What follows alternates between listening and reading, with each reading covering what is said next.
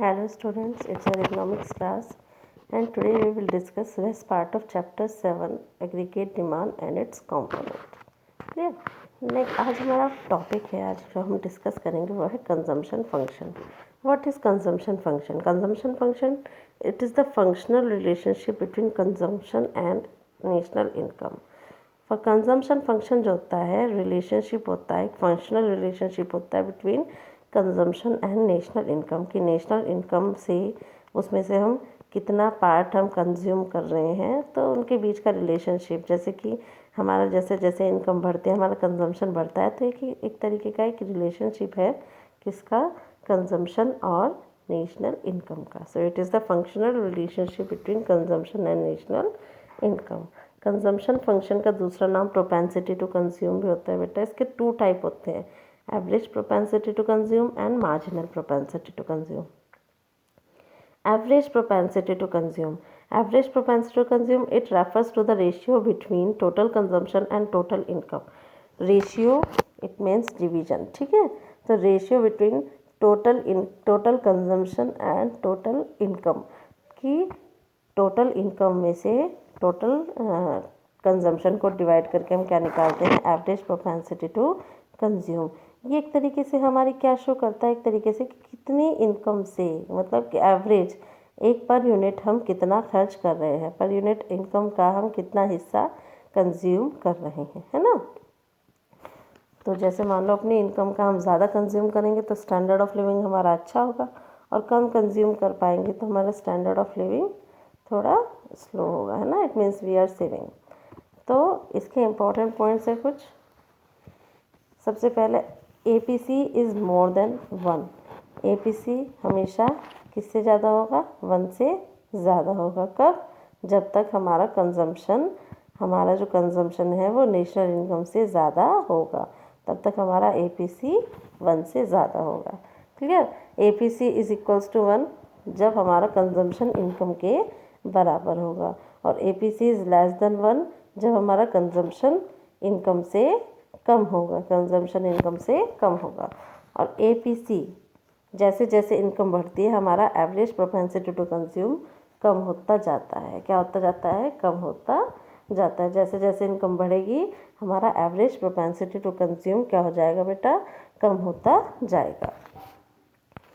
Average propensity to consume कभी zero नहीं हो सकता, क्योंकि मैंने लास्ट टॉपिक में आपको एक बात बताई थी कि चाहे हमारी इनकम हो या ना हो, चाहे हमारी इनकम ज़ीरो हो, हम कंजम्पशन करते हैं, जिसको कि हम ऑटोनॉमस कंजम्पशन भी बोलते हैं. ज़ीरो लेवल ऑफ इनकम पे जो हम कंजम्पशन करते हैं उसको क्या बोलते हैं, ऑटोनॉमस कंजम्पशन. तो जैसे जैसे हम क्या करते हैं, तो इसीलिए हमारी APC कभी ज़ीरो नहीं होती, क्योंकि ज़ीरो लेवल ऑफ इनकम पे भी हम कंजम्पशन करते हैं, which is known as autonomous consumption. Next है हमारा marginal propensity to consume. Marginal it means additional. वही कि जैसे हमारा एक यूनिट हमारी इनकम की बढ़ती है तो हमने कंजम्पशन को कितना बढ़ाया, तो उनके बीच का जो रेशियो है, उनके बीच का, it means it refers to the ratio of change in consumption expenditure to change in income. इसका जो फॉर्मूला होता है बेटा, इसका फॉर्मूला होता है delta C upon delta y. क्या फॉर्मूला होता है इसका, delta C upon delta y. MPC is equals to delta C divided by delta y. ठीक है, इसका ये फॉर्मूला होता है. अब इसके भी कुछ इम्पोर्टेंट पॉइंट्स हैं जो कि हमें पढ़ना है. जो वैल्यू होती है MPC की वो 0 और 1 के बीच में होती है. किसके बीच में होती है, 0 और 1 के बीच में होती है. अगर हम क्या कर रहे हैं, अगर हम अपनी जो पूरी की पूरी एडिशनल इनकम है, पूरी की पूरी एडिशनल इनकम है, अगर हम खर्च कर रहे हैं, मान लो कि हमारे 100 रुपये की इनकम बढ़ी और 100 ही रुपये हमने इस बार खर्च कर लिया, तो हमारा क्या होगा, वो वहाँ पर MPC 1 के इक्वल होगा, क्योंकि वहाँ पर डेल्टा C जो चेंज इन कंजम्पशन है वो चेंज इन इनकम के बराबर है. और अगर हमने एडिशनल इनकम को सेव कर लिया, मान लो कि हमारी इस बार इनकम ₹100 बढ़ी थी, लेकिन हमने कोई भी खर्च नहीं किया, सबका सब बचा लिया, इट मीन्स हमारा डेल्टा C क्या है, 0 और डेल्टा वाई है 100, तो हमारा जो MPC होगा वो क्या हो जाएगा, 0 हो जाएगा. क्या हो जाएगा, 0. क्लियर कि यही है कि अगर हम बढ़ी हुई इनकम या एडिशनल इनकम को खर्च कर लेते हैं, पूरा का पूरा खर्च कर लेते हैं, तो हमारा MPC 1 हो जाएगा। और अगर हम पूरा का पूरा बचा लेते हैं बढ़ी हुई इनकम को या एडिशनल इनकम को, तो हमारा MPC 0 हो जाएगा। MPC क्या होता है? It is the slope of consumption curve. जो कंजम्पशन कर्व बनता है उसके स्लोप को MPC बोलते हैं, है ना, जो कि शॉर्ट रन में कांस्टेंट रहता है।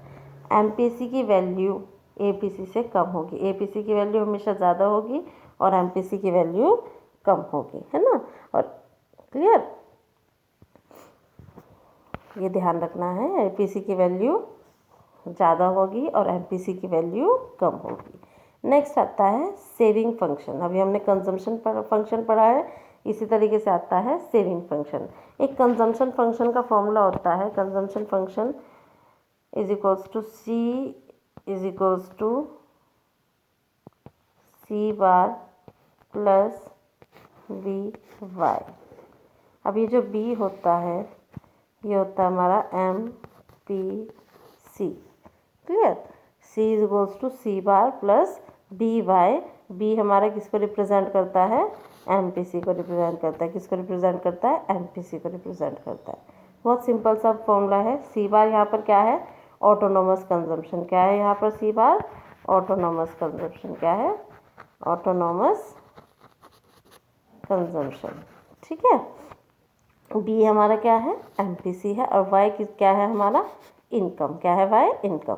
तो ऑटोनोमस कंजम्पशन प्लस MPC मतलब marginal propensity to consume into income, ये हमारा कंजम्पशन फंक्शन होता है। क्लियर। अब आती है बात सेविंग फंक्शन की। Saving function it is the functional relationship between saving and national income. Saving और नेशनल इनकम के बीच की फंक्शनल यूनिट है सेविंग फंक्शन। अब इक्वेशन जैसे हमने कंजम्पशन की इक्वेशन अभी मैं यहाँ पे लिख देती हूँ। कंजम्पशन की इक्वेशन क्या थी हमारी?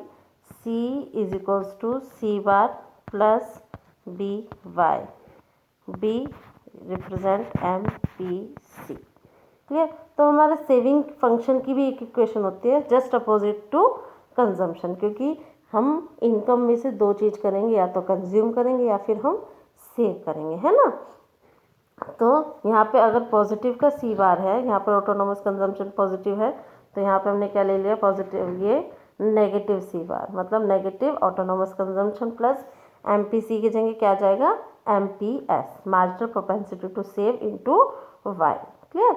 इसको हम अगर लिखें तो इसको हम ऐसे भी लिख सकते हैं, S is equals to minus C bar plus 1 minus B into Y। Clear. अब ये 1 माइनस B क्यों आई, ये आपको भी बताया जाएगा। यहाँ पे वैसे आप अभी देख लीजिए कि MPS MPC है तो MPS इंटू Y। चलिए इक्वेशन हमने देख ली है। सेविंग फंक्शन भी दो टाइप के होते हैं। सेविंग फंक्शन का भी दूसरा नाम प्रोपेंसिटी टू सेव होता है। ठीक है। तो सेविंग फंक्शन भी दो टाइप के होते हैं, average propensity to save and marginal propensity to save. Average propensity to save just opposite to consumption. It is the ratio between saving and total national income, और it is the ratio between saving and national income, और it is the ratio between saving and income. तो average propensity to save it means the ratio of saving to the corresponding level of income, कि दोनों के बीच में income और saving divided by income, ये क्या होता है हमारा average propensity to save. It means कि कितनी लेवल ऑफ इनकम में हमारी कितनी सेविंग है। जितनी अच्छी सेविंग होगी हमारी उतनी अच्छी हमारी क्या होगा, उतना ही अच्छा हमारा स्टैंडर्ड ऑफ लिविंग होगा। क्लियर। तो important points about APS। APS भी कभी APS जो होता है बेटा, APS कभी 1 नहीं होता, कैन नेवर बी 1 और मोर देन 1, ना तो 1 होता कभी और ना 1 से ज़्यादा होता है। APS या तो 0 होगा, 0 हो सकता है, और APS नेगेटिव हो सकता है ना। क्या हो सकता है? APS कैन नेवर बी 1 और मोर देन 1, 1 से ज़्यादा और 1 नहीं हो सकता। APS कभी 1 और 1 से ज़्यादा नहीं हो सकता, क्योंकि saving can never be equal to और मोर देन इनकम, क्योंकि सेविंग ना तो कभी इनकम के बराबर होती है और ना कभी इनकम से ज़्यादा होती है ना, क्योंकि सेविंग हमारी हमेशा इनकम से कम होगी। तो इसलिए हमारा जो APS है कभी वन नहीं होगा और ना वन से कभी ज़्यादा होगा, क्योंकि हम इनकम से ज़्यादा सेव भी नहीं कर सकते और इनकम के बराबर भी सेव नहीं कर सकते। इसलिए हमारा एपीएस क्या होगा, कभी भी वन और वन से ज़्यादा नहीं होगा, है ना, ना तो वन होगा और ना ही वन से ज़्यादा होगा। APS can be zero, APS zero हो सकती है जब हमारा कंजम्पशन इनकम के बराबर है, तो हम तो सेव कर ही नहीं रहे हैं कुछ, तो हमारा एपीएस क्या है, ज़ीरो है। एपीएस ज़ीरो कब है, जब सी इज इक्वल्स टू वाई है। जब एपीएस, जब हमारा सी इज इक्वल्स टू वाई है, इट मीन्स क्या है, यहाँ पर ए पी सी किसके इक्वल है, वन के इक्वल है। किसके इक्वल है, वन के इक्वल है। ए पी सी जब वन है तो एपीएस हमारा ज़ीरो है। जब ए पी सी वन है तो एपीएस हमारा क्या है, ज़ीरो है, क्योंकि एपीएस ज़ीरो कब है, जब हमारा कंजम्पशन इनकम के बराबर है। जब हमारा कंजम्पशन इनकम के बराबर है तो हमारा एपीसी वन है और एपीएस क्या है, तब ज़ीरो है, क्योंकि हम सारा का सारा जितनी हमारी इनकम है उतना ही हम कंज्यूम कर रहे हैं, और जब हमने कुछ सारा कंज्यूम कर लिया तो कुछ सेव ही नहीं किया, तो सेविंग हमारी ज़ीरो है, तो एपीएस भी हमारा ज़ीरो होगा। क्लियर। नेक्स्ट है APS can be negative. APS negative भी हो सकता है। एपीएस नेगेटिव कब होगा, जब एपीएस, मान लो कि हम क्या, जब हमारी इनकम है ना, जब हमारी इनकम में से हम ज़्यादा पार्ट को कंज्यूम करेंगे और कम पार्ट को सेव करेंगे। क्या करेंगे, कम पार्ट को सेव करेंगे और ज़्यादा पार्ट को क्या करेंगे, कंज्यूम करेंगे। वही कि जब हमारी सेविंग जो होगी कम होगी और कंजम्पशन हमारा ज़्यादा होगा, तो हमारा एपीएस क्या होगा, नेगेटिव होगा। क्या होगा, एपीएस नेगेटिव। एपीएस नेगेटिव कब होगा, जब हम सेविंग कम करेंगे, कंज्यूम ज़्यादा करेंगे, है ना, तो हमारा एपीएस क्या होगा, नेगेटिव होगा। When consumption exceeds income.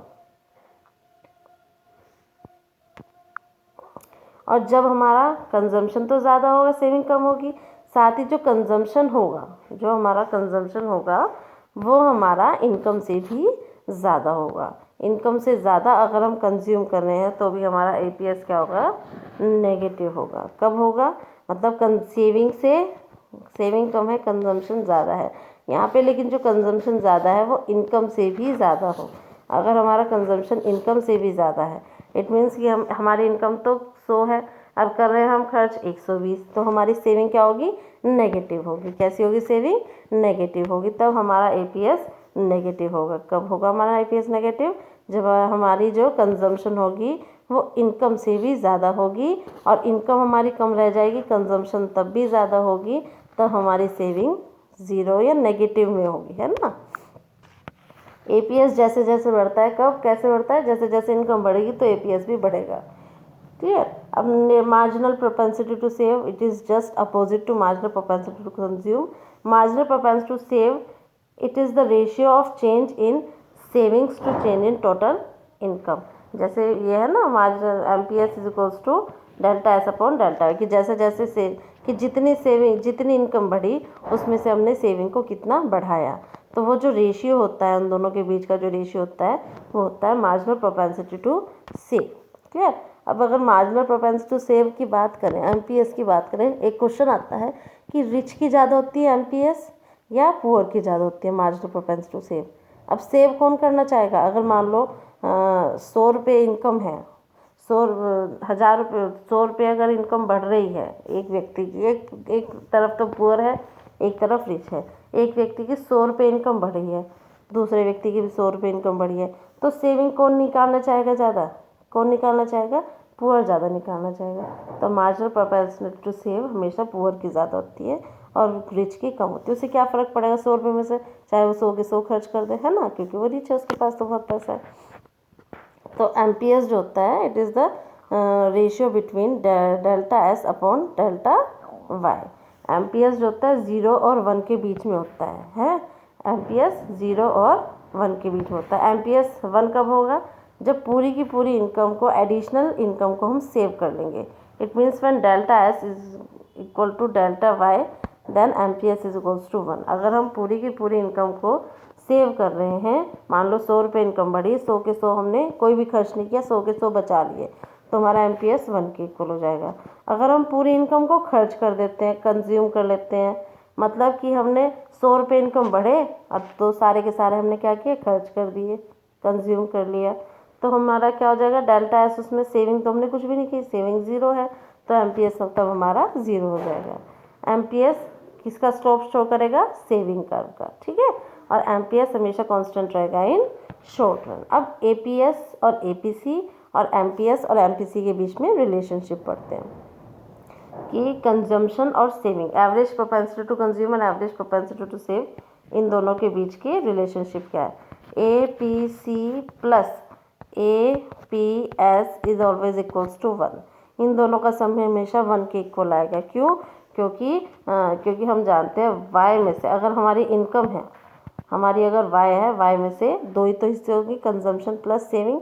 तो कंजम्पशन प्लस सेविंग हमेशा किसके इक्वल आनी चाहिए, इनकम के इक्वल आनी चाहिए ना। तो A P S plus A P C is equals to 1। ये इसका देख लेते हैं, क्योंकि हमारे पास है y is equals to C plus S, y is equals to C plus S, ये इक्वेशन है। इसको हमने क्या किया, दोनों साइड में y से डिवाइड कर लिया, इधर भी y से डिवाइड कर लिया और इधर भी y से डिवाइड, तो y plus Y divided by y 1, c divided by A P C and s divided by y A P S. तो A P S plus A P C is equals to 1।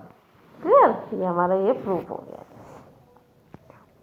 Because अगर हम income, क्योंकि because income is इधर used for consumption और for saving, या तो income को हम कंजम्पशन के लिए इस्तेमाल करेंगे या फिर सेविंग के लिए इस्तेमाल करेंगे।